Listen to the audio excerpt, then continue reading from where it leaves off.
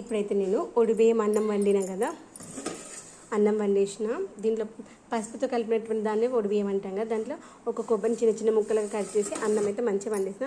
అసలు ఒడిబియ్యానికి వండుకునేటువంటి కర్రీ వంకాయ చేస్తారు. నేనైతే ఈరోజు వంకాయ ఆలు కర్రీ చేస్తాను. వంకాయ ఆలుగడ్డ టమాటా, కంపల్సరీగా చారు ఉండాలి. చారు ఇదైతే ఇప్పుడు నైవేద్యం. కొంచెం పెరుగు పెట్టాలి, పెరుగు పెట్టేశాను.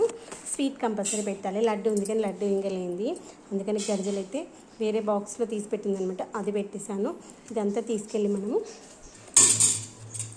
కూరాడు దగ్గర అయితే నైవేద్యంగా పెట్టుకోవాలి. కూరాడైతే నిన్ననే పుదిచ్చాను. ఇదిగోండి, ఉదయాన్నేనైతే దీపారాధన అయిపోయింది. మార్నింగ్ 6 వరకే దీపారాధన అయిపోయింది. 6 కూడా కాదు, 5:30 వరకే అయిపోయింది. ఇదిగోండి, ఇక్కడ కూరాడు దగ్గర మనము ఇదిగోండి ఇవన్నీ మనం ఒడిబియ్యంలో వచ్చినటువంటి అనమాట.